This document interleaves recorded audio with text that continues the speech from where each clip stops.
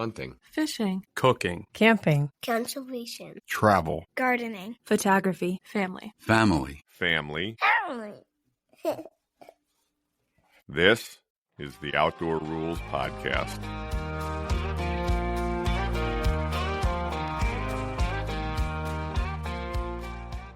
All right. Hi, everybody. Welcome to another episode of the podcast. This is one we've been talking about doing for a while now. Our grandpa, Pop Grant, used to have a saying when it came to working with us as kids. I mean, I think it was a Pennsylvania Dutch saying in general. And the saying was, when it came to work, one boy is a boy, two boys is half a boy, and three boys is no boy at all. And that means that once you get three of us together, not much work was going to happen when we were kids. So today, not only do we have the three Ruhl boys, but we have our other brother, Davey, on here, and I don't think the addition of the fourth boy helped the equation. No, it's only going to get worse from here. All right, quick introductions. Who's here? Hi, Mark's here. Matt's here. Davey is also here. All right, Davey. So you are Davey Schultz. I am. A few episodes back, we had your mom and your Aunt Lana on, right? Yep, I was here for that. That was a pretty good one. Yeah, really a lot of fun to record with them, and they've been really great with the podcast in terms of finding family history and sending us old photos, and they're the ones that dug up the tape of our uncles. Just remind folks real quick kind of how you and your family fit into the Ruhl group. So your Pop Grant and my Grandma Sarah on my mom's side were brother and sister. They are from the Ruhl clan. So I grew up like 15 minutes from your guys' house, so we were always together at the family reunions and all that kind of stuff. And I think we decided, not that we decided, Sarah was the oldest sister. Is that right? No, Verna. Oh, that's right. Verna, Edna, Sarah. Sarah was the youngest sister. That's obviously what I meant. I'm not good with dates, so. Can I just say that I don't know that at one single time in this podcast in 20 however many episodes, anyone has gotten the order of the siblings correct yet? We should probably write that down somewhere. Somewhere it is written down. But, and we'll get into this, if we didn't get it wrong on almost every episode, what would Uncle Sim have to do? Our Uncle Sim listens to these, and he writes down all the things that we get wrong. I think Davey may have a partial list of some of his. I've heard from him a few times now. Yeah.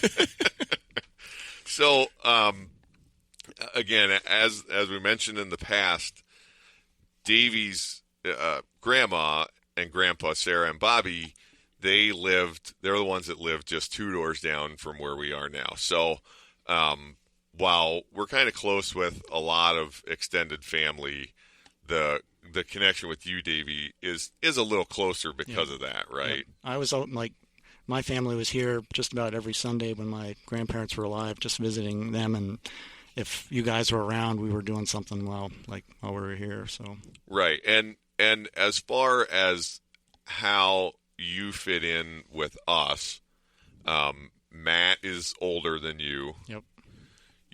You were born in 1980, right? Yep, March. You were born in March of 80, so you're like exactly more or less 2 years younger than Matt.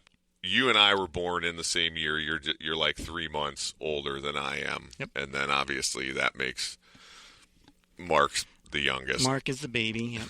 6 years behind or so. Mm-hmm. Mark, your birthday's in August. August 86. Yeah, of 86. So yeah, you're a little more than 6 years younger than Davey and I. I don't know. Do you what's your recollection kind of how this relationship with us developed kind of in time and when we really started? Most of my recollection of it is just we would be at a family reunion or some other event where we were around each other, and you guys had big plans to go fishing or doing something that night or the next day or something. We're like, hey, do you want to come along? Yeah, sure. Yeah, I think we were of the same age. We had similar interests. One of the things about Davey, you lived in, like, when I was a kid, I thought you lived in the coolest place in the world. Describe, like, the place you actually grew up.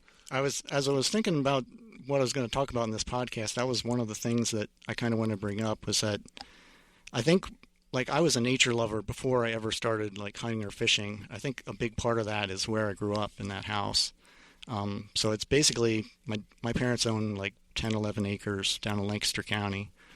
And it's almost all wooded. It's woods on three sides of it. There are other houses around, but a big part of my childhood, even before I started like hanging out with you guys, was just to hang out, like run around the woods, kind of unsupervised for the most part, because it was a little bit different time, but spent all my time like flipping over rocks and playing in the creek, and I developed kind of a love for nature there. And one of the other things that kind of made me a nature lover before I even got into hunting and fishing was when I was a kid, my grandparents, Bobby and Sarah, they would get me every year for Christmas. They would get me some bound like nature books, like picture books, and it would have like brief descriptions. Probably even before I could read, they were buying these for me. But that just kind of shaped a little bit of why I like nature. And then when I started hanging out with you guys, that kind of slotted right in with what I liked, like seeing nature up close and actually getting out and doing things in nature was a lot of fun for me as a kid. Yeah, when we were young, I mean, you know, we always spent some time together in early childhood, and I have a real early memory of I have early memories of coming out to your place for Christmas parties and stuff. There was usually a family Christmas party that would rotate around, and my folks would host it. Sometimes your folks hosted it. Yep. And being there. And then I remember coming out.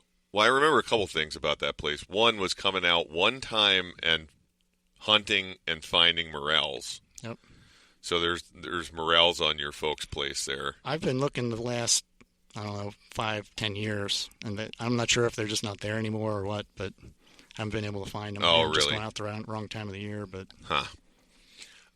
they were never easy to find to begin with. But right, I'm not very good at finding them Yeah. to begin with, even when I know I'm in places where they are. Yep.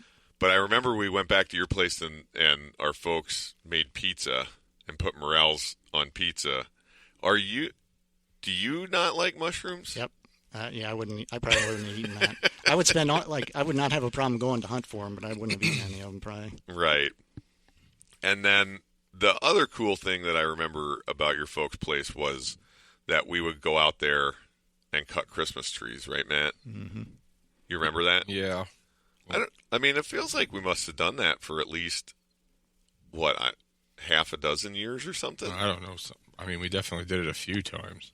Like one side of the lane going into your parents' place, right, had a bunch of small fir trees or something that made good Christmas trees. Yeah, they had a few different varieties, like over the years, I think, and then as the sum would get big, they would plant some new ones. But yeah, we always had, like, my parents' house has one big room where they could get like a 14-foot tree in their house. They don't do that anymore because it's a little bit of work, but yes, I remember that too. In fact, it kind of inspired me because I have tall ceilings in my place, and we can get a permit to legally cut a tree on National Forest. And I didn't do it last year because we were in to visit, but I've had 2 or 3 that are like 16-ish feet. They are such a pain in the butt. Yep. Just getting them through the door is always the tricky part. And then getting them to stand up. Did your dad have a hook in the ceiling or something? Well, because they put it kind of like back in the corner, so there was their loft. You could like run a wire out around it and hook it up to the loft. There so you it had go. something pretty solid to hook it to. Right. And you know, then the other thing about your family was just kind of like the resourcefulness and the craftiness of everybody. I mean, craftiness sounds a little weird, but like, obviously, you know, we talked when your mom was on about your grandpa and his woodworking. Yep. Your dad is just kind of the, like, tinker in the shop, build things, fix anything, right? Yep, and he makes sundials, or he did. I'm not sure if he's still doing it, but does he have any idea how many sundials he made? You could ask him. I'm sure he would make up something, but I'm not sure. He probably has records of it somewhere, but I'm not sure. I know like when he was doing he would go around to different craft shows and stuff. He would probably have records from that. But yeah. He made and sold them at craft shows, but he made some big ones too, right? Yeah, like tabletop size ones. He made like copper armillaries, they're called, and then when he first started, he did like stone ones, out of flagstone. Yeah, and I don't know, but he's also the kind of guy that could like take a moped, buy a broken moped, and didn't he haul one out of a dumpster at some point or something? I wrecked that thing eventually, but yes, he hauled a moped out of a dumpster that did not run, got it fixed up, running around, and I used to tootle around with it in the woods a little bit until I hit a tree that was down that I was not aware was there on the trail. So I remember messing around with it at your place when we were kids. Yep. But I had my grandpa on the back of that thing one time. Did I ever tell you that? No. We just went back and forth the lane, but he was a pretty old guy at that point. He happy to jump on, and like the front wheel was almost off the. I could just barely steer because he's a lot bigger than me. Yeah, Davey, you're not. You're a slightly different build than the rest of us. Yeah, if Matt's what are you, the short fat, good-looking one? Yeah, I'm the tall, skinny, good-looking one. and just a little bit because I wanted to mention the rest of your family. You've got a couple siblings. Yep, I have an older brother and an older sister, Dan and Mandy. I think they're both I think everyone in my family they have an appreciation for nature. They show it in different ways. Obviously, I think probably if Dan had lined up with your guys' ages, maybe he would be a hunter now too. But no one else in my family hunts or fishes really. So I think my experience with that is all due to you guys and your family. But Dan does woodwork crafting stuff, right? He does woodwork crafting stuff. My mom made baskets for years and years, and still knits, and she made little felt teddy bears too for a long time. There was always something. I think I was the only one that didn't have a thing like that. That was never really something that I was into. But yeah, but I mean, you kind of went into a profession that's not really that far out of the theme. True. Yep. And what do you do? Like what? So I work for a local builder. So my job is basically to take the home designs that my boss produces and basically draw all of that in a computer-aided drafting system. And before that, you worked a while for a company that did... For a log home company, yeah. So that one was a little bit different. We were using a little bit more high-tech software, so we were doing computer-aided machining with that software. So we were building like 3D models with our CAD software, and then all the parts for the logs were cut with a machine that was based on the program that our CAD file produced. Which, so, kind of like woodworking on a real big scale. Yep. For sure. And then as far as like getting into the hunting and fishing stuff with us, what are your early memories of that? I think the first thing that I would have probably done would have been to go up for the trout season, because there was always a kind of a kid-centric thing to begin with. I remember going to up to the camp just to fish and kind of hang out up there. And then I think the next thing probably was when you guys started going up for the late flintlock season, I would go along and basically be a driver. I didn't have a hunting license then, I don't think, and the first few years I went up, I would just kind of do some little drives with you guys, but just tagging along. Yeah, pretty much. Just to be there in that place was always fun. Matt, I don't know, what about you? What do you like? Because you're a little older than us, I feel like maybe. Well, I mean, I remember going on family vacations at camp in the summer. Oh yeah. Even the broadkill in the spring, fall, summer. I was thinking more like specifically of hunting and fishing stuff, but yeah, I was definitely hanging out with you guys. Well, I mean, when we went up to camp in the summertime, we fished every day. True. We ran through the woods with, every day. Yeah. Sort of the three of us just go off on our own for hours and hours. Yeah. Right. Hours. Yeah, and sometimes like till the point where they were looking for us, probably. That was probably a nice break for your parents from having us around pestering them all the time, though, too. Yeah.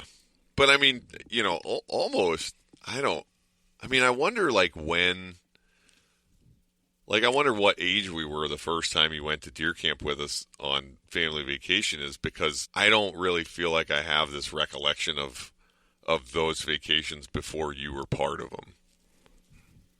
I'm not sure. Honestly, I have memories of being up there when I was relatively young, but I would bet that I was in middle school maybe when we started doing that. I could be wrong though. Yeah, maybe it was that late, but it couldn't have been. We couldn't have been much older than 11 or 12 or something. That's probably true. And maybe it does bleed together some, but I really feel like when we say our other brother Davey, it's a genuine thing, because as time went by and we got driver's licenses and we became more mobile, it was just we didn't spend less time together because we were mobile. We spent more time together if anything more. Yeah. It was a 15-minute drive to your house. Right. And so even we were in different school districts. We didn't go to the same school, but we were just weekends and summers were just we were all together all the time. Even Mark, you gotta have some memories of that, right? Oh yeah, absolutely. Yeah. We would fish the river. We would just do all the stuff, and like you were saying, Matt, Broadkill. How many times do you think you went down there with us? Seems that I would guess at least half a dozen, maybe more than that, because I think you guys stopped going. I forget what year that would have been, but it was quite a few. Well, I think when we talked about it, it was probably right around the time Pop Grant passed away in '96. Yeah. I would have been 16 then, so that it sounds about right. Yeah. And then we told so you mentioned hunting and kind of one of the things that I love about your folks is that, part of it was your mom didn't, and I guess your dad, neither one of them grew up around guns, right? No. Because your grandma and grandpa on our side of the family, they weren't hunters or fishermen. Nope, not to the best of my knowledge. Nope. And so your mom, I think, particularly wasn't especially comfortable. No, she was not. Matt even said, I think in one of the earlier podcasts, that she said that the first year that I ended up shooting a deer, she said that I wouldn't actually shoot a deer. She did tell me that. Right. And then when she heard it on the podcast, she said, "No, I didn't say that." And then I corrected her and I said, "Yeah, you did. You definitely did say that." And then she said, "Well, no, I was just joking." So I don't know. I think we think she couldn't imagine her innocent little Davey. I think they probably have come around to that way of life a little bit since when I first started doing it. I don't think they were against it. They were always really supportive of anything I wanted to do, but I think probably over the years they a little bit more on board with that kind of lifestyle.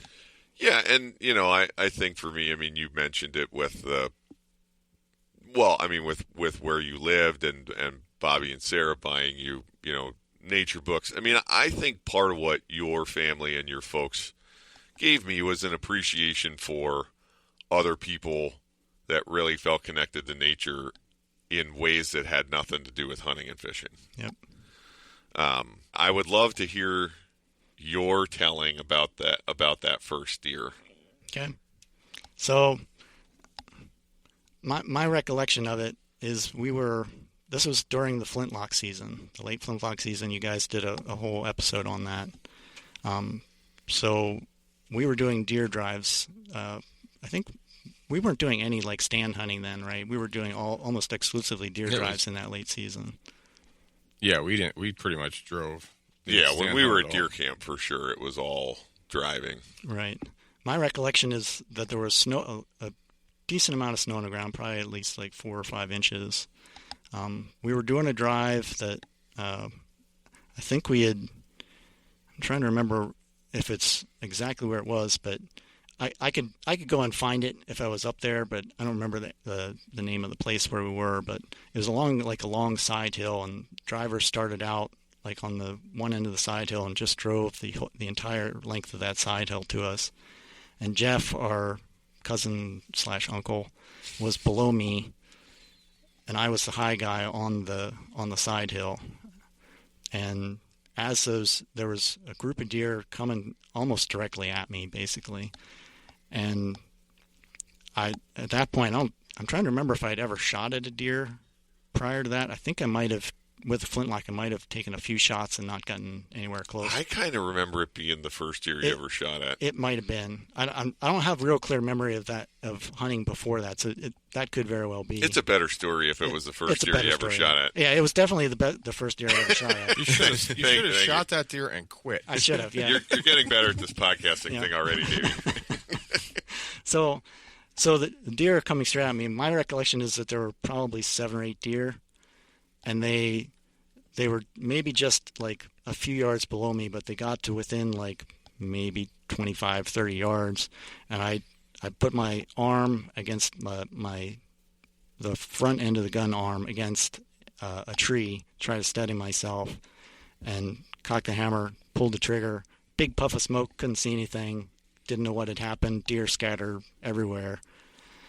And we had radios at that time, and I was probably you or maybe your dad getting on the radio. Hey, what happened? What did you see? And I went to look where I'd shot, where the deer was when I shot. I walked over there and looked, and I found a little bit of hair, I think, and I was looking around. I didn't really see anything else. But I think by that time you had probably made your way up to me, and you kind of looked around, and I think you said, "We're going to find this deer," or something to that effect.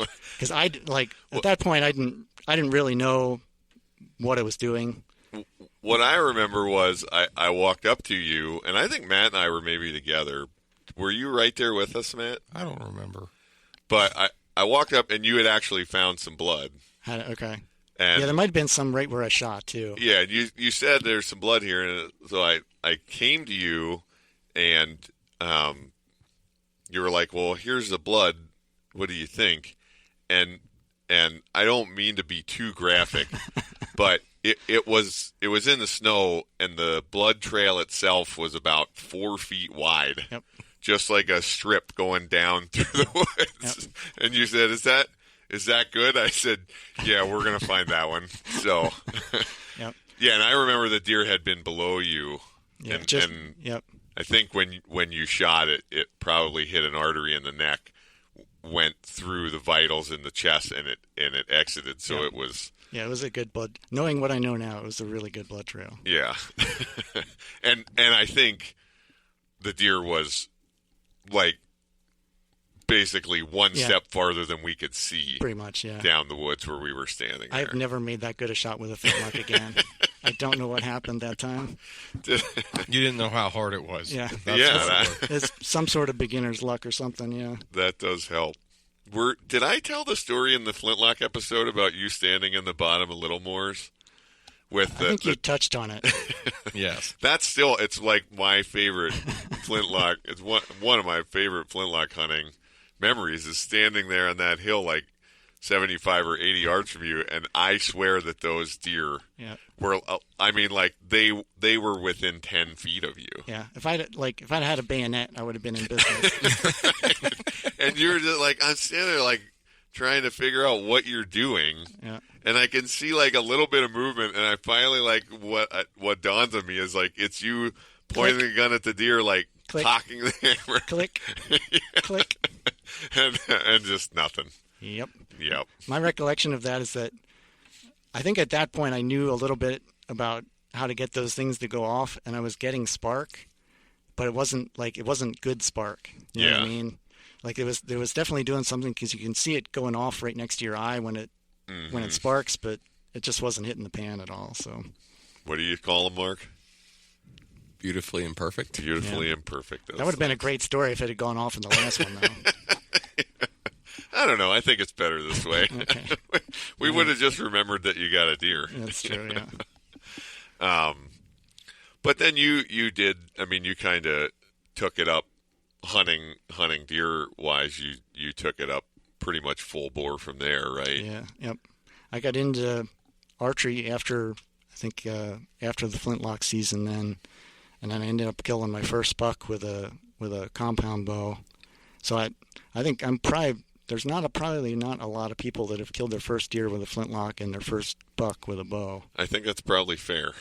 I don't. You're the only person that I know whose first big game animal was with a flintlock muzzleloader. No one else would be stupid enough to try. It's probably part of it. But I think the part of that is, like, I didn't really start rifle hunting till I was probably 18 or 19 or something, because I think I went and got my hunter safety course when I was probably 18. Right.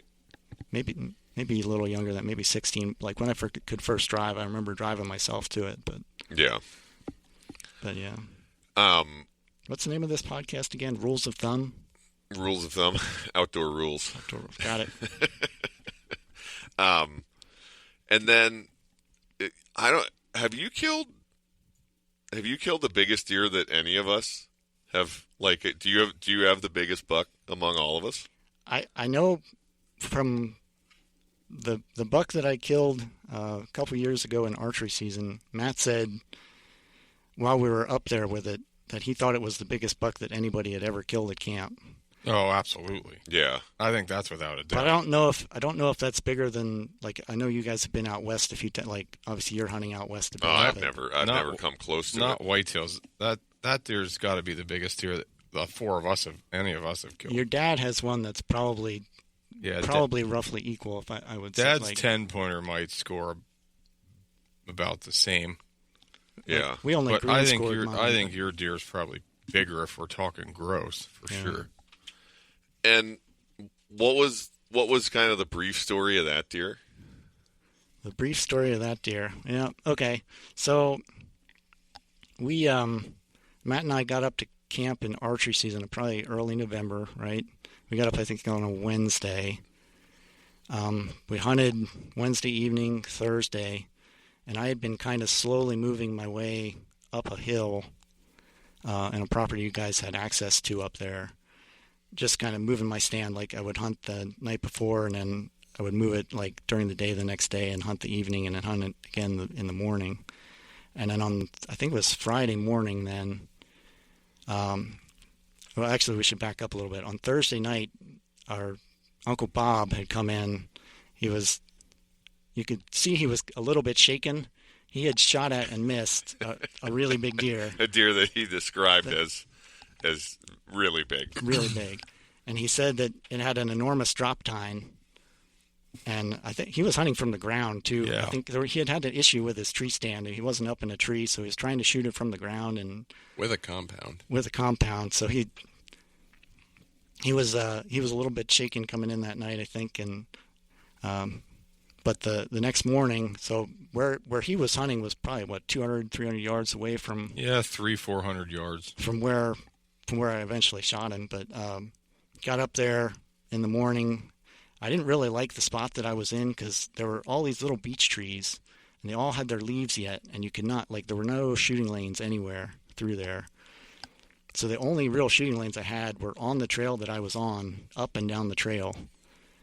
If a deer had come pretty much anywhere else, I would not have had a good shot at him. So I was up in my tree. I had been talking about moving my stand that whole morning, and I was just texting back and forth with Matt. Man, I don't really like this spot, but I decided just to stay there. And it was probably right around 9 o'clock in the morning, which is kind of a weird time for deer to be moving around. But I had a doe come out. She came out right almost directly underneath me, and she busted me right away. And when she did, she let out like a little grunt, and she took off. I sort of think that the buck heard that and was like, what the heck was that? I better go check that out. So eventually he came. He was coming along a side hill, basically almost directly at me. He was when I first saw him, he was coming almost directly at me. But the first thing I saw was that giant drop tine. Like, oh, I'm in business. If he comes out on this trail, if he does not come out on the trail, there was no way I was going to shoot him. He was coming towards me, number one, so he had to get to that trail before I would even have a chance at a shot at him. And when I first saw him, I started shaking a little bit, which if anybody has hunted deer, you've probably experienced this at some point, but it's a little bit of an adrenaline rush. And I knew if I kept shaking, I was not going to have any chance at that deer. I'd made it kind of just thought through the process in my head. What do I need to do? I just stopped looking at the deer's head. That was what I think calmed me down a little bit. And he came out perfect. He was like, I think 30 yards down the hill from me. He was walking. I didn't try to stop him. I generally don't try to stop deer if I can avoid it, like making little grunts or something to try to stop him. But he kind of stepped out, and I took my shot, and he bolted off immediately from the shot. And where I thought I hit him was not anywhere close to where I had actually hit him. When he ran off, I would have sworn I saw a spot that was like last rib. So I texted Matt. Yeah, we were probably only 150 yards apart. Matt heard the shot. Yeah, it was that close I heard him shoot. He texted me before I texted him. He's like, "Hey, did you shoot? I just heard something." I was like, "Yeah, I think I just shot Bob's buck." So he came up to me, and for some reason I had dropped my pull-up rope to get my crossbow up and down the tree. So he threw that up to me, and we went down. And he found the arrow as soon as he walked up the trail because it was right in the middle of the trail. And we got down and looked at it, and at that point we probably should have backed out because I think the bolt had like dark blood on it, which is not. It didn't have much blood on it. It didn't have much blood, and there wasn't really a lot of blood. I don't think any where I shot. No, there was no blood where you shot. But at that morning, there was a little bit of dampness in the air, and the leaves on the ground were still like wet, kind of a little bit. So you could track that deer just from his steps. Right. And I think. Thinking back on it now, we were probably both a little bit amped up, and we kind of went after that deer, even though we maybe should have let him sit for half a day or something. But I think we only really went about 20 or 30 yards, and then we were debating what to do, and then we found blood. Yeah. So we did track him for a little bit, but when we got out to a spot like 20 yards out, and Matt looks over at me, and I was the one tracking at that point. I was just following where the leaves were kicked up. And he looks over and he's like, "Hey, we're doing this wrong. I'm going to track. You watch out in front of us in case the deer is out there."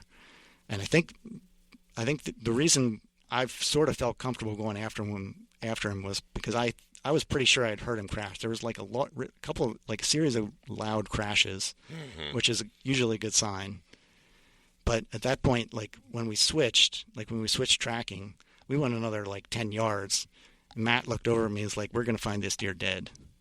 There was blood everywhere. It just, for some reason, it took a little while to open up, but we had a good trail then, and I think we went another 20 yards. I would guess that deer went a total like 70 or 80 yards from where you shot him to where we found him. Yeah, so we went another like 20 or 30 yards or something. I looked up and I could just see his tail, and he was done. So yeah, but we walked up on him, and Matt cursed quite a bit. And then curses of joy. Yeah. But when we walked up on him, we started just kind of getting ready, celebrating a little bit, and started taking pictures, and kind of noticed that his drop tine wasn't there. I was like, "That's weird." I know I saw it because that was the first thing that I saw. It's hard to those things get burned in your memory. It was hard. Yeah, that would have been hard to forget.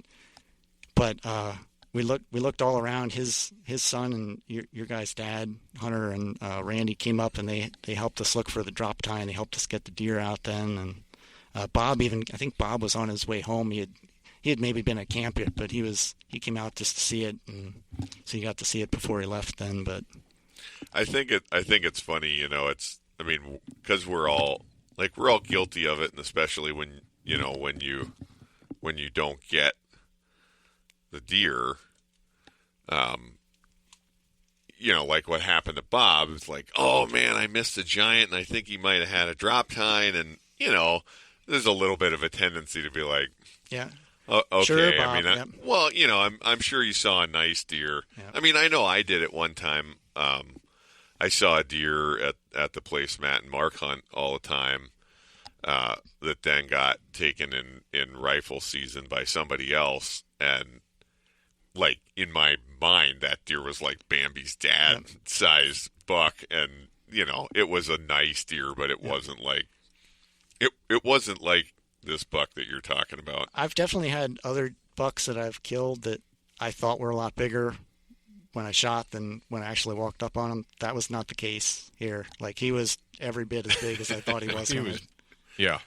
And just so to be clear, you found the drop tine then. Yeah. I went. So we looked for a while, like the day of. We looked around for a while looking for the drop tine. I mean, you could see where it was broken off. You could definitely see where it was broken off. I mean, it was like a quarter-sized thing that was definitely not there anymore. But we looked around that day, like the day that I shot him, we looked all over and couldn't find it. And then the next day, I had to go back to get my tree stand. I was like, I'm up here. I'm going to go back out there and look around again just while I'm here. And I went out to where it was, and the bears had completely cleared out stuff that was there. So like there was nothing, like the innards were no longer there. So I just started kicking leaves over, and I just got lucky and it found it. For a while I thought maybe when he had dropped the first time, he had like plugged it into the ground, but I think it just snapped off and was laying under the leaves somewhere. I think when he was going down, he just. I think what happened was he went down and they did like another lurch, and because where I found it was maybe like, I don't know, like 5 or 10 yards from where we ended up finding him then. So I think he crashed once and then got up and fell again. Not that he broke an antler, but a kind of similar thing happened one time. Caitlin shot a bull elk with her bow, and she said, well, I don't know, I heard like he took off that way, and there was like a ton of noise and then nothing, and I'm like, well, I think you probably heard him crash, and it got dark on us, and the blood trail wasn't very good because she shot him like almost straight below her, and the arrow went kind of in the top of the back and didn't come out the bottom. And then I got really confident when I found a tree, like a small dead pine tree, that was very clear that he had just absolutely like run over and blown into a million pieces, Yep. And then it was like, okay, yep, this was, we got to be close to him now. We found him not too long after that. Yep. But. Yep, that's a good sign. Yeah. But man, it's a giant. Have you ever scored it? We green scored it like while we were up there. I think we did that before we had the drop tine. Did we do that the night that we got him back? Yeah, I mean, I think he scored 167 without the drop or something like that. I think it was closer to 167 with, but I don't remember. I could be wrong. I mean, it's like for growing up there, for a Potter County deer, it's a giant. It's a giant deer for anywhere. Pretty much anywhere. It's not the kind of deer that almost anybody is passing up almost anywhere. Yep. Yeah, it's a truly amazing buck. Here's just something, like, how many people do you know that killed a buck in Pennsylvania with a drop tine? 2. Yeah. I'm looking at them. You? 2. I know 2, and they're sitting here. Yep. Like, we don't see that. That's really, really rare. Yeah. So, and Davey's is way, way bigger than mine. Like, I'm not. No, but it's just funny. It's just funny. Like, I don't know anybody who's really shot drop tine bucks in Pennsylvania. Yeah. It's not common. Right. Here. Mine had 3. How many did yours have? Mine had one drop and then split at the bottom. Okay. We can count that as 2. I still won.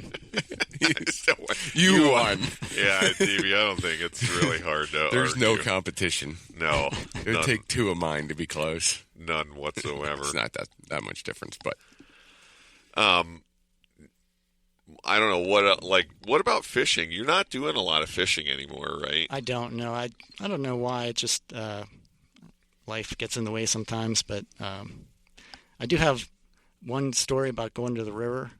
You're up for that? Yeah, oh yeah. So this was when we were probably before any of us could drive. Your Pop Grant took us in the White Knight, his truck, so remind everybody what that truck is. Well, do you guys remember? It was an early 80s. It was an 83 Custom Deluxe. Chevy. Okay. 2-wheel drive. A half-ton, 2-wheel drive. Now describe the seating situation in that truck. Well, it was just one single bench seat. Right. So I don't remember. Did that thing have seat belts or no? Well, if it did, we didn't use them. Right. So they wouldn't be part of our memory. So my recollection of this event is that Mike and Matt and I and your Pop Grant were all in that truck. So 4 across in a bench seat. Oh, we did that a lot. Yeah, we did that a lot. But so as we were driving out through, there was a place we were going to stop for minnows. Uh-huh. We used to do that quite a bit. We'd stop before we went to the river for minnows. We'd take a dip net and seen them. And so right before you get to the spot where we would do that, there's a kind of a weird T intersection. I don't know if you guys remember this or not. It'll be interesting to see if you do or not. But there's a weird T intersection there where it's not like a regular T where there's like a stop sign, but there was like a yield, so you could kind of keep your speed up as you're going around the turn. And in the middle of that intersection, there was like a little triangular piece that was like kind of fenced off. It had like little reflectors like on 2-foot poles that you weren't supposed to drive around, and then probably like a yield sign or something in there too. And as Pop Grant was driving up to that, he was driving up to the place that we go to get minnows. He was angling directly at that triangle spot, right in the middle of all those reflecting things. Like at first we were kind of like, "Hey, do you see where you're going? Can you like, hey, we're getting close to that. Do you see that?" And then to the point where we were basically yelling at him, "Hey, look out! You're gonna hit those things. You need to turn." And I don't remember which one of us was closest to the steering wheel, but I think one of us tried to grab for the steering wheel to stop him from driving into this thing. I don't remember this. Do you remember No. that? No, Okay. I don't remember it. Okay, good. That's good. So he ran right over those things. Well, they just flowed over and stand back up. Yeah, but did you know that before? Well, I don't know, but I do it now. I sure didn't. I'm pretty sure that you guys didn't either. So he drove right into those things. He did that on purpose. And you could hear him clanging off the bottom of his truck. And it wouldn't have mattered to him. Like, even if they were metal, it wouldn't have mattered to him. He would have had a good time doing that anyway. He was laughing and laughing at us because we got so upset that we thought, we probably didn't have the wherewithal to know, like, we thought maybe he was having a stroke or something. Yeah, and right. just, he was going to end up driving into the creek or something. But nope, he was just having a good time at our expense. That sounds right. He got us really good. Exactly the kind of thing he would do. That's the exact location where he taught me about stinging nettle. Really? Mm-hmm. Oh, yeah. He did teach you about stinging nettle. Tell me that story. I think I've heard it before, but I want to hear it again. So you guys were dipping minnows, and I don't remember who was there necessarily, but you guys were dipping minnows, and there was jewelweed on the bank.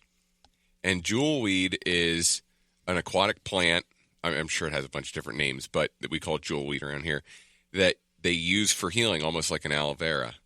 And Pop Grant said, "Do you know what jewelweed is?" No, I don't know what it is. Well, you can use it for minor cuts and burns. Bee stings. Do you know what stinging nettle is? Now, he used a German term. This is where you should have said yes, by the way. I was maybe 4. No, you were older than that. Wait, if you used the German name, you wouldn't have Brennazel. Okay, Right. well, yeah, that's still not okay. So, no, I don't know what Brennazel is. Well, I'll teach you about jewelweed and Brennazel. So he found some, and he rubbed it all over my arms. The Brennazel, not the jewelweed. And his theory was that when it started to burn, then he would rub the jewelweed on it, and it would make me I would feel the cooling effects. But apparently I'm mildly allergic. And it swelled up and got nasty. I can't even walk through with pants on it. It burns me through my pants. And I went screaming to Dad, and Pop's going, "I never saw it look like that before." And I just remember spending the rest of the time in the truck really angry at Pop Grant for... He did really feel bad about that. Do you know what Brennazel means? Stinging. I thought I always said stinging nettle. No, it means it's Pennsylvania Dutch, and it means mule burn. Oh. Yeah. So that sounds about right. At least that's my version of events. Yep. That's what he told me that many times was that's what it meant. Mm. Yeah, was mule burn. But man, he'd tell you about jewel weed just about any chance he got. I don't know if you guys remember that. Oh, yeah. Well, remember there was the guy, were you there on the way to the river, like 2/3 of the way over there, right? There was a guy that forever had a sign outside advertising jewel weed salve. I don't remember that one. And finally, one day, I was with when we stopped. for whatever reason. He had all sorts of stuff. Oh, that guy was crazy. Oh, yeah. He had it was like a, how do you describe it? It was like a Haunted museum. museum. Right. But then it would be like goofy stuff. Like it would be like some kind of, red bats, like exotic red bats. And then he'd like actual bats? pull back the curtain, and then it was like 2 red wiffle ball bats with wings. So he was a kook. He was selling jewel weed salve. Yeah. Well, yeah, okay. Along the road. Yeah, he was a kook. He was definitely a kook. Got it. Pop Grant loved him. He was. Yeah. I mean, that would be right up his alley. oh but- man, just the perfect. It was a perfect speed for Pop Grant. Anyway, what's on the list, Davey? All right. Well, So tell us about the list.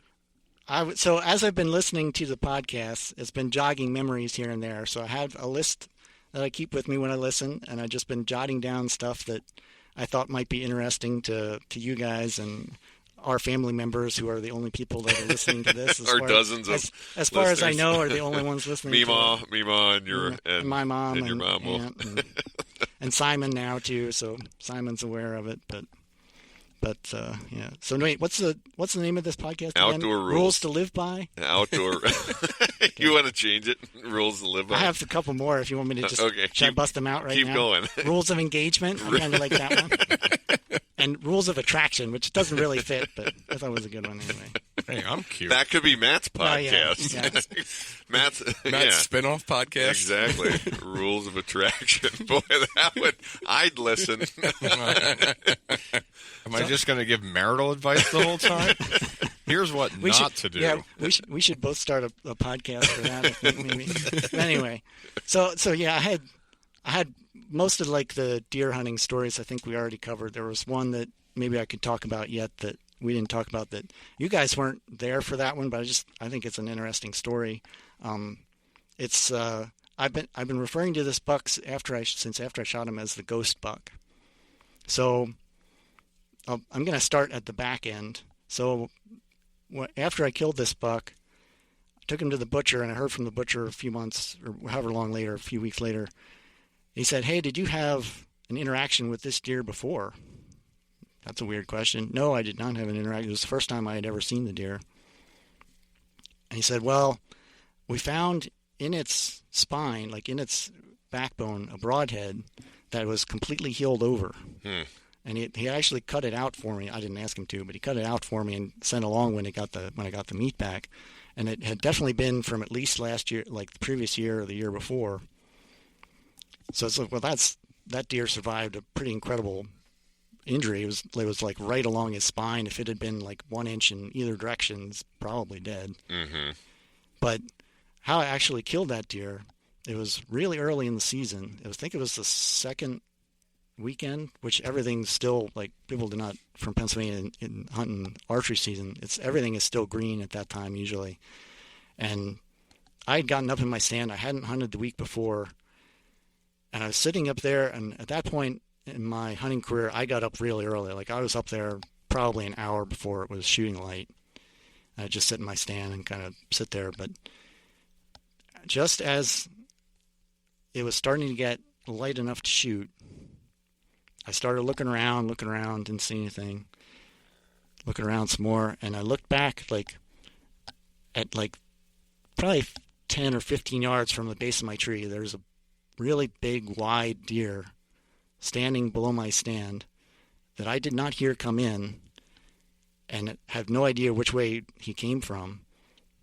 I have no idea how he got to that point, because it was probably a little bit damp, but like I don't think I've ever had a deer get that close to me before that I didn't at least hear it. Mm-hmm. Like, I can understand not seeing it if it's still dark out and stuff, but I don't know how he got that close to me, like, without me knowing that he was here. He was close enough that I should have been able to hear him breathing. He was that close. But so basically, I was shooting with a crossbow, I think, at that time. So I didn't have to move a tremendous amount to get a shot at him, but he was still he was on the other side of where I needed him to be. So I kind of turned, got my crossbow leveled, and shot at him. I never saw that deer take a step before I shot at him.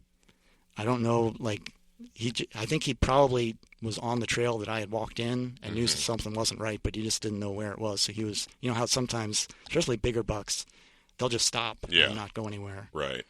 So I think that's what he was doing. He did not have any clue where I was. He knew something was wrong there, but that ended up being, it's probably my third biggest buck, maybe fourth.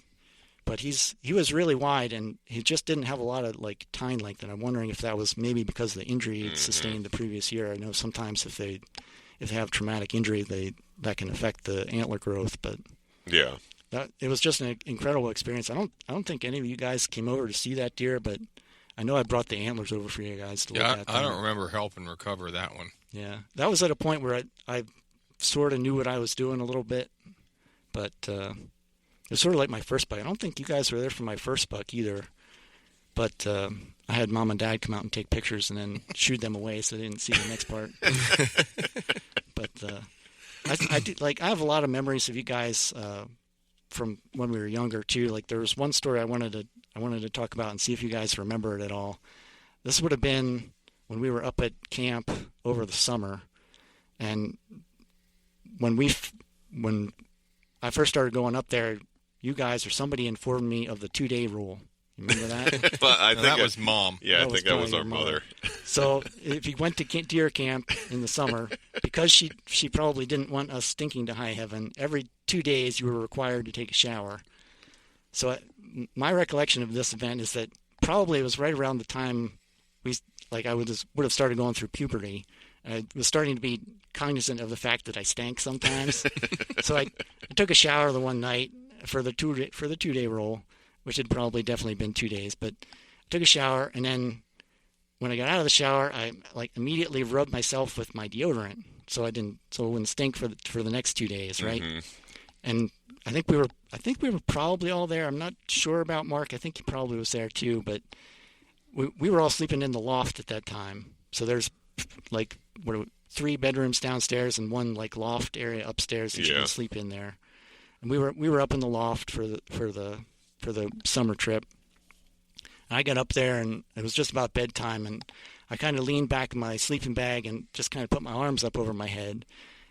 And you guys started complaining almost immediately that the stink from my deodorant was driving you insane. Because it was so overpowering, probably because I was still damp from being in the shower. And you would not stop razzing me about it. Oh my gosh, that's making my eyes burn. What is that awful smell? Something to that effect. And then the best part was we got pretty silly, and you guys just kept pestering me about it. Right. And I got to the point where I was like, yeah, it does kind of burn on my armpits a little. So maybe there is something with this deodorant that maybe isn't quite right. I mean, this was probably back before they had laws about different chemicals and stuff in deodorants. But then the best part was your dad, without being able to see us, because I think the door was probably shut, yelled from down in the living area. He yelled up, "Hey, are you guys spraying something up there?" And we all just lost it. And I couldn't see your dad. Right. But I can picture in my mind what he did. Oh yeah. He rolled his eyes and waved his hand, and just kind of the expression on his face was, "This is not worth my time." Because he didn't say anything else about it after that. He did not do any follow-up questions to see if we were actually spraying anything up there or not. I'm curious if he could actually smell it from down there too or not. But who knows? Or if he could just hear us. Yeah. Oh man, we had such a good time up at deer camp all those years. Sure did. I have 2 more. Okay. You keep going? Yeah. You getting tired yet? No. All right. So the next one Actually, no. Let's handle the scissor drive first. The maddest I've ever seen you. Yes, let's. So I wasn't here to defend myself the last time you guys talked about it. So now we're gonna add some context, a little bit of context for the story.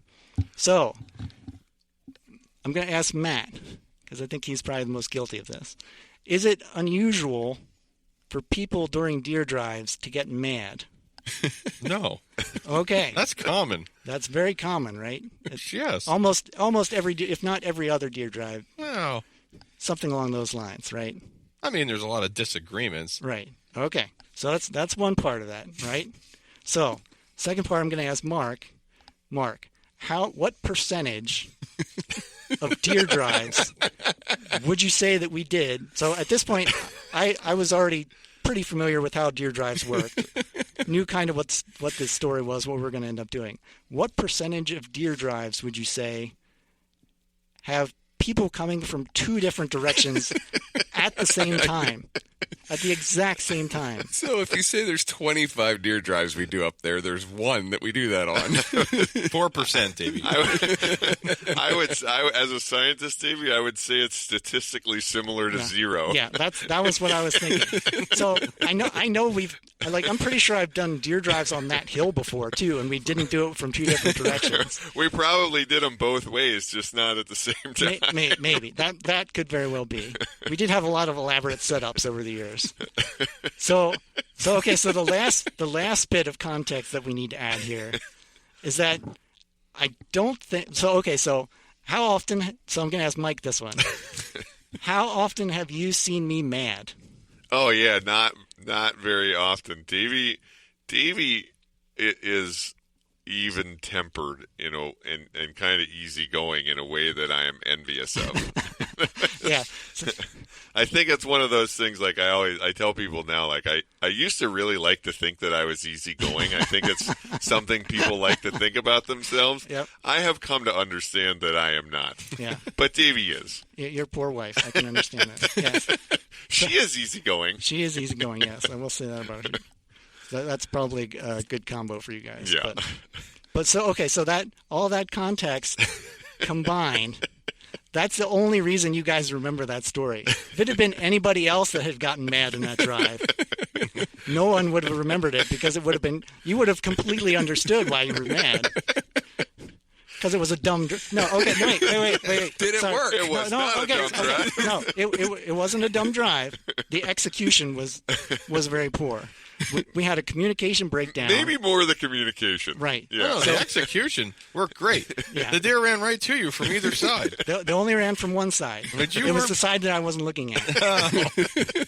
So my recollection of that, just kind of the end, to follow up on that. So I was the high guy on that hill. It seems like that's a common theme in these drives. I was the high driver on one side. You were the high driver. I was the high stander on one. And that's one why side. I know you were mad, because I came out to you and you were furious. It was a very, very steep side hill. It was a very steep side hill. My recollection is that there was snow on the ground too. There definitely There was. was. So, And it was end of week. So if anyone has ever not climbed a steep hill with snow on it, you end up walking up with your boots sideways on that hill to try to get up it. Otherwise, you're going to like every footstep you take, you're going to slide back anyway a little bit. But trying not to fall down with a flintlock muzzleloader, which will render it useless. Carrying a 10-pound or whatever gun up the hill with all your equipment and everything. And I was in good shape at that time too, so it wasn't like I probably wouldn't even try to attempt it today. But at that point, I was in good shape, and I was still gassed by the time I got to the top, like gasping by the time I got to the top of that hill.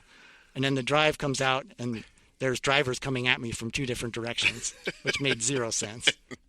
But I got mad because the deer came out from the side that I wasn't looking at. Like ran up right behind you. Like at 30 yards. Yeah. It would have been a great shooting. And it was probably like my recollection too is that it was like maybe one of the last drives that we were going to do for that trip. I'm fairly confident it was the last drive end of week. And we were all gassed. I pride myself on shooting stuff, especially at the last minute, if possible. I think Matt used to call me. What you used to say something that was a last minute heroics or something. I think is what you used to say. But yeah. So I was hot about it mostly because I didn't know that the deer were coming. I think you still seem a little wound up. That might be. Turns out Davey doesn't get mad often, but he stays mad. Yeah. Oh, yeah. I hold a grudge, for sure. Apparently. For sure. Yeah, we'll put it on your tombstone. Maybe it's just so memorable for us because it brings you down to our level a Maybe little bit. that's what it is. Yeah. As far as If that had been anger any issue. of you, we wouldn't Oh, be yeah, talking right. about it anymore. It would have made complete sense. Well, I would have shot the deer behind me. I don't know what you're talking about. Well, Davey, if I Wait, had to time remember out. every time Matt and Mike got mad about something, it would take up all of my memory bank. So, You'd have nothing left. so maybe your experience is the same just because of these two. Like Matt and Mike are maybe a little bit more, not hot-headed, but what's the word I'm looking for? A little bit more prone to anger. Did your recollection of the other drives where stuff didn't go right being kind of part of the fun to watch them kind of lose it a little I bit? talked about that in the Flintlock Yeah. episode. That was one. Yeah. I enjoyed that part. Oh, yeah. And, I mean, there's another thing that as rules, we come by that honest. Yeah. I mean, how many times did you see Dad and, whoever, cousins, whatever, get in arguments about deer drives? Oh, yeah. Plenty. It's definitely It part of was the fun. one of the times that they would fight. It's definitely part of the fun if you're not the one that's hot about it. I think you weren't a full brother, and you were more even keeled. I was younger, so they weren't going to listen to me anyway. So it didn't matter. I didn't have any 2 cents to put into it. I just got to sit back and watch Matt throw his flintlock. I don't think they were. To be fair, I don't think they were going to listen to me either. But Oh, yeah, but I was an that's an adopted instance brother. where I wasn't mad at anybody else. I was only mad at the gun. Oh. which understandable for the most part. Yeah. Yeah, and you did have one advantage as a brother, which was that you could go home and you didn't have to deal with us. That's true. Yep. That is Because very true. your siblings were older, and by the time a lot of this stuff was happening, they were either out of the house or not really Yep. right. You weren't. Yeah, my sister is, I think, is 5 years older than me. My brother is 8. So there's pretty. It's kind of like with Me and Mark. Matt. Yeah. Right. Mark and Matt. Yep. All right, I got one more story on my list. Let's do it. This last story is going to be part confession. It's, I can't wait. Oh, yeah, and I'm a little worried now. I know. I'm nope, very it's worried. not. It's nothing on you guys. So it's also memorable for me because it's one of the few times that I can ever remember out fishing Matt. Oh yeah, that's got to be memorable. Right. So. Oh, I know where this is going. So when I'm talking about out fishing Matt, I'm thinking of two different ways that you could do that. You could either catch the biggest fish or more fish. Yep. Right? Uh-huh. I am never going to catch more fish than Matt. And on this day, I just happened to catch bigger fish. So this was at the river. I think it was just me and him. Well, that's not where I thought this was going. But go Okay. ahead. So we were at the river. We had gone over, I think it was in the morning. And we had to be back by a certain time because it was just about the time I started needing to get to wear glasses. And I had gone for my appointment, and my Uncle Andy on my dad's side was an optometrist, I think, or an optician, or one of those words. And he was One of those things. right, something like that. People will figure it out. So he was coming over at a set time and he brought my Aunt Rhea, my dad's sister. They were coming over at a set time, and he was going to bring my glasses and adjust my glasses while I was there so they fit my face properly. He had all this equipment he needed to bring over to do that. But we had to be back. I think it was like 11 o'clock in the morning we were supposed to be back. Okay. So we got out there and we fished for most of the morning. We got up to the trough right along the dam there below 3 Mile Island. And I was catching fish on a teeny torpedo, Okay. topwater lure. Yep. And there were 2 enormous smallmouths that I caught that were bigger than any of the fish that you had caught that day. Oh, okay. He doesn't believe me. This is probably Well, yeah, fair. he puts those things out of his memory. Yeah. I'm 95% sure I caught at least one bigger than you that day. Okay.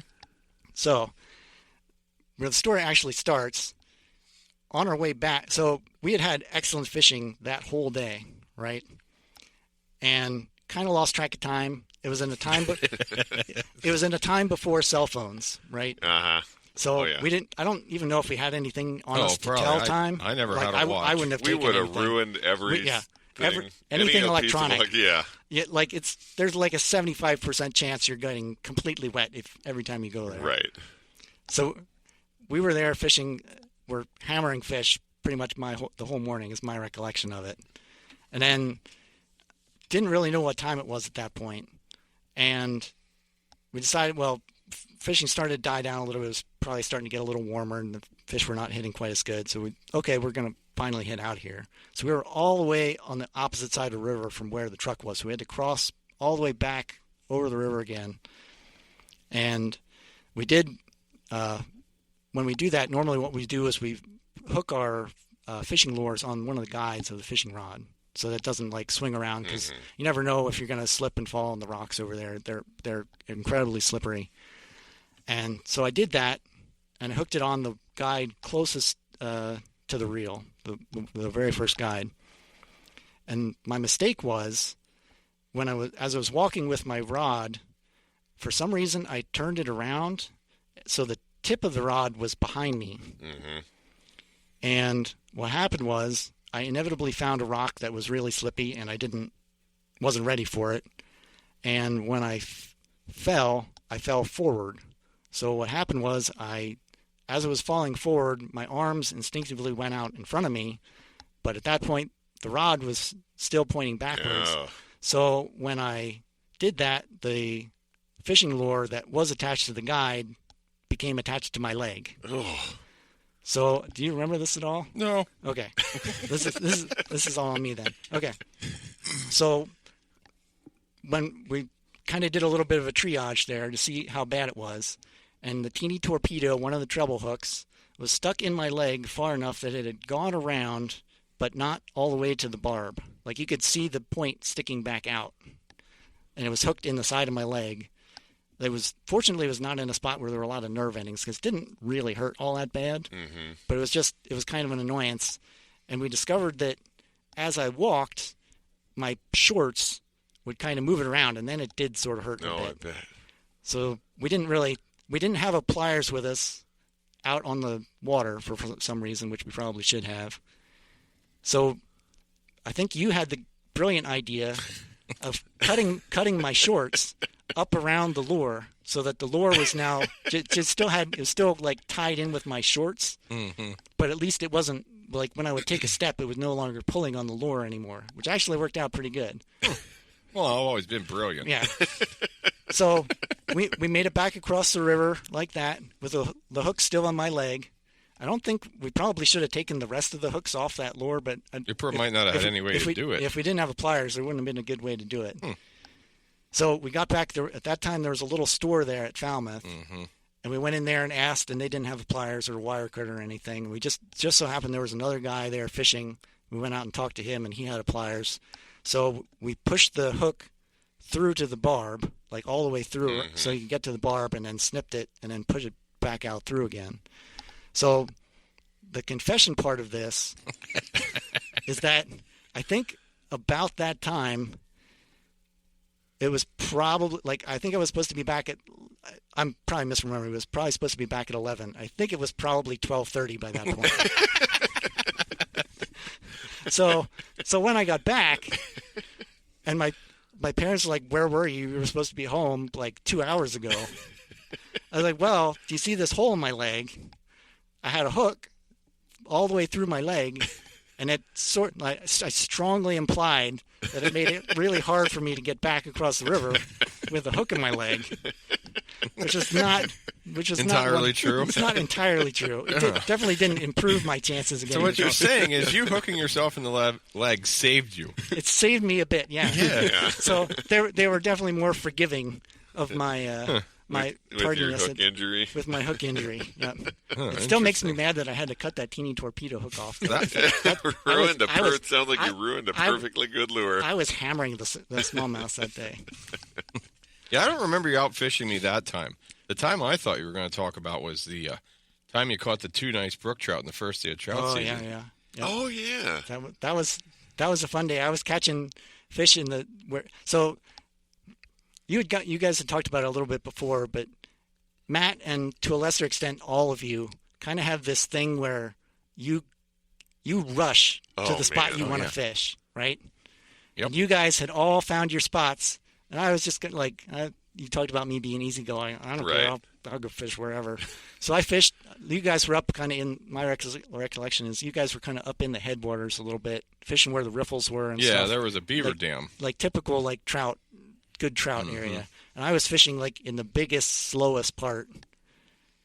And it ticked you guys off so bad that I caught these 2 enormous brook trout on these they were fluorescent really green marshmallow things, those little bait balls that they used to make. Like 4-pounders. Like 4-pounders, yeah. Yeah, like big ones. Right. Yep. You have them mounted, don't you? I have one of them mounted, yeah. I sort of wish I had gotten both, but the one had something messed up with his tail. The smaller one had something messed up with his tail, so I didn't get that one done. But yeah, that was one of the few times. That was one of the. So there's that one's stuck in my crawl. Yeah. So how many times do you think we fished together? Oh, Hundreds? Oh yeah. I bet I've outfished you, either caught more or at least one bigger fish, probably 5 times. That I have. Well, now he's exaggerating. Yeah, I was going to say, Matt's looking like, oh, that's an overestimate. I know I caught the biggest halibut in Alaska. Oh, yeah, you got me there. Yeah. And I'm pretty sure I outfished you on the hook and the leg day and the brook trout day. Yeah, the hook. I do remember the hook in the leg, but when you started off with outfishing me, that part of it probably You stopped listening. Well, you stopped listening. after I possibly said that. because of the hook in the leg. Yeah. I don't remember the outfishing part. I think what he's saying is that negated it. Like Yeah. the hook and the leg canceled that fishing day. I thought so. you were counting yourself as the biggest thing you caught that day. But yeah, so I outfished you twice that day. The biggest fish and the biggest human. Yeah. I wouldn't challenge him like that. You have to be careful the next time you fish with him. That's the truth. Although I probably have been hooked by him already.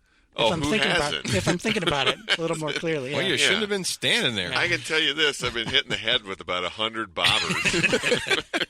We were talking about for the next unscheduled landings. We got to do that.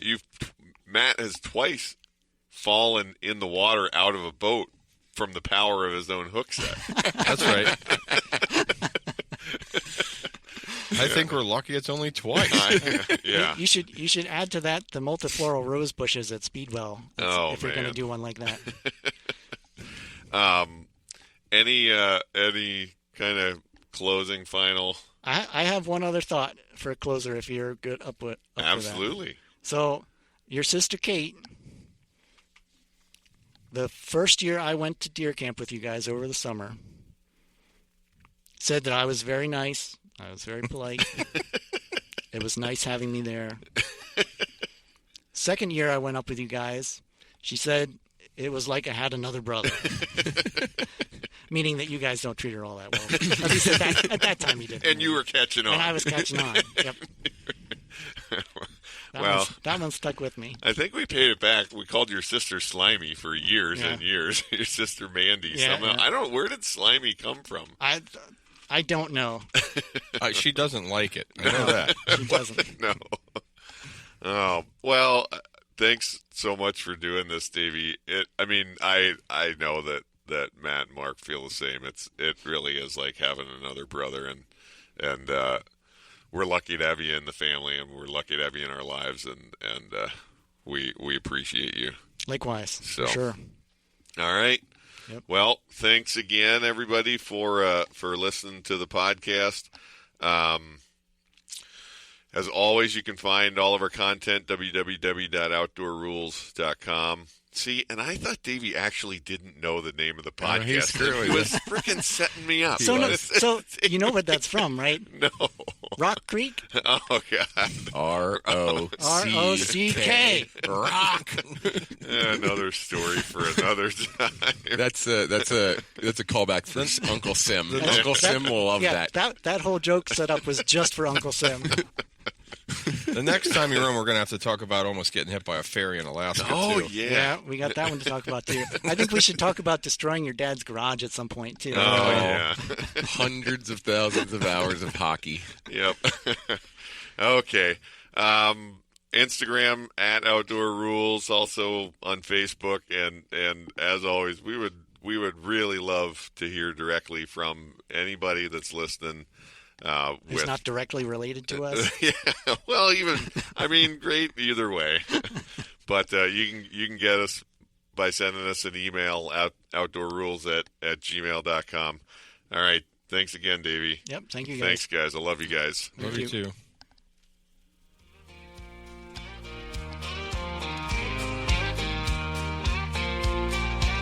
Hunting and fishing, the great outdoors, mixing history, laughter, love, and folklore, creating memories with family and friends.